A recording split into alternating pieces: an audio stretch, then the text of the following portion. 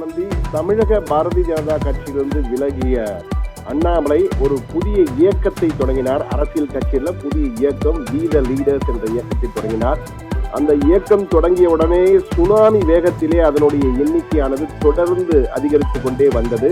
ஒரு மணி நேரத்தில் 1 லட்சம், 2 லட்சம், 3 லட்சம் என ஆரம்பித்த 12 மணி நேரத்திற்குள்ளாக 1 மில்லியன் என 10 லட்சத்தை தாண்டி ஒரு புதிய அசுர வேகத்திலே அந்த கட்சி உறுப்பினர்கள் அந்த இயக்கத்திலே வி த லீடர்ஸ், இது நம்ம இயக்கம் என்ற அந்த பெயரிட்ட அடிப்படை அந்த இயக்கத்திலே பலரும் உறுப்பினர்களாக அதிலே பதிவு செய்து வந்தனர். இந்த சூழ்நிலைதான் தற்போது அதனுடைய வேகமானது கடந்த 5ஆம் தேதி தொடங்கியது. சுனாமி வேகத்தில் தொடங்கிய அந்த பதிவு வேகமானது தற்போது கூட் ரயில் போல மாறிவிட்டது. 17 லட்சம் தான் தற்போது 17,82,000 என்பதுதான் தற்போது ஆக்டிவாக இருக்கும் ஆன்லைனிலே தற்போது வந்து கொண்டிருப்பது 17,82,728. தற்போது 732 மாறி இருக்கிறது. ஆனால் இதனுடைய வேகம் என்பது பன்மடங்கு குறைந்து விட்டது. அதற்கு காரணம் ஆரம்பத்தில் அண்ணாமலை பேசியது, பிறகு அவர் தொடர்ந்து மற்றவர்களிடம் பேசி அந்த இயக்கத்திற்கு உறுப்பினரை சேர்க்க தொடங்கியது. அதன் பின் இமயமலைக்கு சென்று விட்டார். இமயமலைக்கு எதற்காக சென்றார், எப்போது வருவார், என்ன செய்ய போகிறார் என்பதெல்லாம் தற்போது ஒரு மர்மமாக கேள்விக்குறியாக இருந்த நிலையில் தற்போது அண்ணாமலை தனது அடுத்த கட்டத்தை ஆரம்பிக்க இருக்கிறார். அதாவது வரும் வாரத்திலே அண்ணாமலை தன்னுடைய கட்சிக்கான பெயர் என்ன என்பது குறித்து தீவிர ஆலோசனை செய்ய இருக்கிறார். ஏற்கனவே 4-5 பேர்களை வைத்திருக்கிறார்.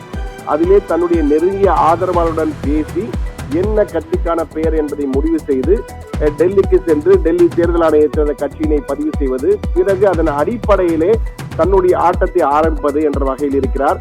ரஜினி மட்டுமல்ல, ரஜினி படத்தை பயன்படுத்தக்கூடாது என கூறினாலும் ரஜினியின் ஆசீர்வாதங்கள் தனக்கு முழுமையாக இருப்பதாக அண்ணாமலை நம்புகிறார். எனவே தன்னுடைய அரசியல் என்பது சிஎம் விஜய்க்கு, தாவேகா தலைவரும் முதலமைச்சருமான விஜய்க்கு எதிரான தனது அரசியல் நிச்சயமாக இருக்கும் என்றும், திமுக அதிமுக எப்படி விஜய்க்கு எதிரியோ அதே போன்று தமக்கும் எதிரி. எனவே வரும் தேர்தலில் 4 முனை பிரதான 4 முனை போட்டியிருக்கும். அதிலே ஒரு நபராக ஒரு முனையாக நான் இருப்பேன், அண்ணாமலை இருப்பேன் என்ற வகையில் உறுதியாக நம்புகிறார் அண்ணாமலை. அதற்கேற்ப காய்களை நகர்த்த ஆரம்பித்திருக்கிறார்.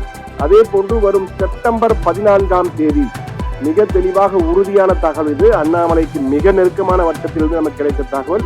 வரும் செப்டம்பர் 14ஆம் தேதி அரசியல் கட்சியை அதிகாரப்பூர்வமாக அறிவிக்கிறார் அண்ணாமலை என்பது உறுதி செய்யப்பட்ட தகவல் இது. வரும் செப்டம்பர் 14ஆம் தேதி அன்றைய தினம் அந்த கட்சியினை அறிவிக்கிறார். என்ன அரசியல் கட்சியின் பெயர் என்பதையும் அதிகாரப்பூர்வமாக அறிவிக்கிறார்.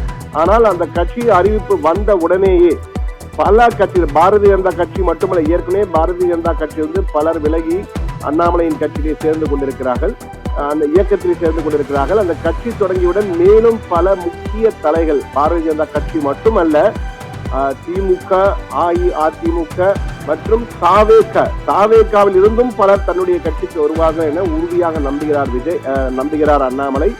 அதே போன்று அதற்கேற்ப தன்னுடைய அமைப்புகளை எல்லாம் சீர்படுத்த ஆரம்பித்திருக்கிறார். அவர் ஒவ்வொரு மாவட்டமாக சுற்றுப்பயணம் செய்து அங்கிருக்கிற உறுப்பினர்களை சேர்ப்பது, அதே போன்று தன்னுடைய கட்சி என்ன செய்யும், தமிழர் நலன் என்பது எவ்வளவு முக்கியம், தமிழர் நலன், தமிழ் தேசியம், அதே போன்று தேசியம் என்ற வகையிலே அனைத்து கருத்துக்களையும் உள்ளடக்கிய ஒரு அரசியலை கொண்டு செல்வதற்காக அண்ணாமலை களமிறங்க போகிறார்.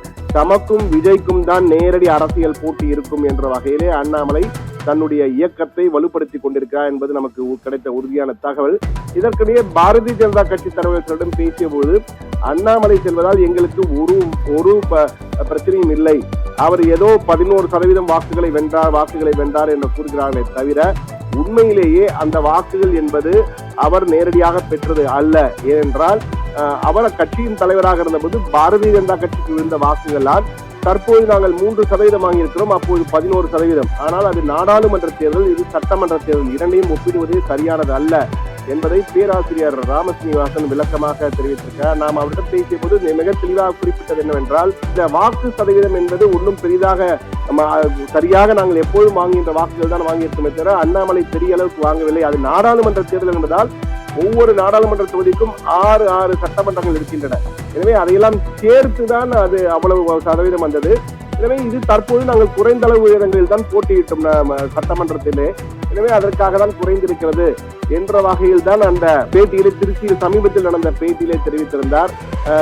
விரைவில் அந்த பேட்டியை நாம் பார்க்க இருக்கிறோம். அதில் மிக தெளிவாக பேராசிரியர் ராமசீனிவாசன் அண்ணாமலை சென்றதால் வாக்கு சதவீதத்தில் எந்த குறைவும் இல்லை என்பதை மிக தெளிவாக சொல்லியிருக்கிறார்.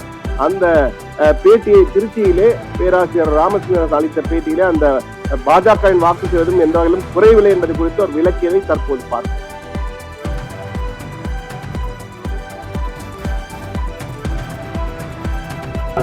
இது தமிழக ஊடகங்கள் மாத்திரம் இல்லைங்க, சில வடக்குல சில முக்கியமான ஆங்கில ஊடகங்கள் கூட தப்பா புரிஞ்சுக்கிறாங்க. வாக்கு சதவீதம்னா என்ன அப்படின்னா 100 ஓட்டு பதிவாகுதுன்னு வச்சுக்கோங்க.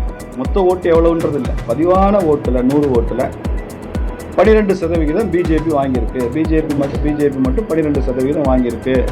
இன்னைக்கு பிஜேபி 3% வாங்கியிருக்கு. அதான வாக்கு சதவீதம். இன்னைக்கு 100 ஓட்டுல 12 ஓட்டு பிஜேபி வாங்கிச்சே பாராளுமன்ற தேர்தலில். இப்போ 100 ஓட்டுல 3 ஓட்டு தானே பிஜேபி வாங்கியிருக்குங்கிறது தான் உங்க கேள்வியா நான் புரிஞ்சுக்கிறேன். இதை தெரிஞ்சோ தெரியாமலோ இது சமூக ஊடகங்கள்ல சுற்றி கொண்டே இருக்கு. பாராளுமன்ற தேர்தலில் பிஜேபி தாமரை சின்னத்தில் போட்டியிட்ட தொகுதிகள் 23 பார்லிமெண்ட் தொகுதி. நமக்கு நல்லா தெரியும், ஒரு பாராளுமன்றத்துக்கு 6 அசம்பிளி செக்மெண்ட் இருக்கு. அப்போ 6 அசம்பிளி செக்மெண்ட் பெருக்கல் 23னா 138 தொகுதி. 138 தொகுதியில தாமரை சின்னம் போட்டியிட்டு 100 ஓட்டுல 12 ஓட்டு வாங்கணும். 27 தொகுதியில தாமரை சின்னம் போட்டியிட்டு 100 ஓட்டுல 3 ஓட்டு வாங்கியிருக்கோம். ஒரு படத்துல, அண்ணாமலை படத்துல ராதாரவி சொல்லுவார் இல்லையா, கூட்டி கழிச்சு பாரு எல்லாம் கணக்கு சரியா வரும்னு. அதே மாதிரிதான் இது அண்ணாமலை படம் இல்லை, கூட்டி கழிச்சு பாருங்க. அதை விட இது கொஞ்சம் ஃப்ராக்ஷனாவது கூடத்தான் வருமே தவிர குறைச்சி வராது. இந்த கம்பேரிசனே தப்பு. 12ல இருந்து 3க்கு இறங்கல.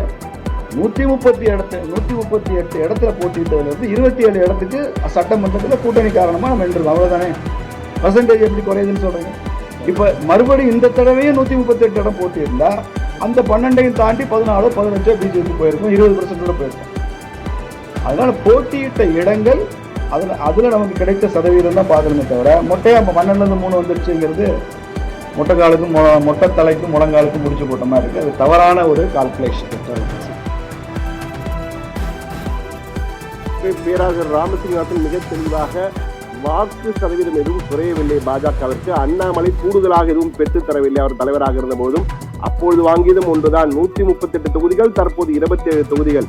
எனவே நீங்கள் அப்படி சட்டமன்ற தொகுதி என்ற வகையிலே பார்த்தால் வாக்கு தற்போது நாங்கள் கூடுதலாகவே வாங்கியிருப்போம் என்ற வகையில் தான் அவர் பேசியிருக்கிறார்.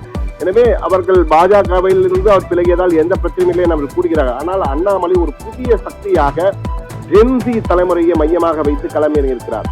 ஜென்சி தலைமுறையால் மிகப்பெரிய ஒரு மாற்றத்தை ஏற்படுத்தி தனிபெரும் கட்சியாக தற்போது கூட்டணி ஆட்சியை அமைத்து விஜய் முதலமைச்சராக அசைத்துக் கொண்டிருக்கிறார்.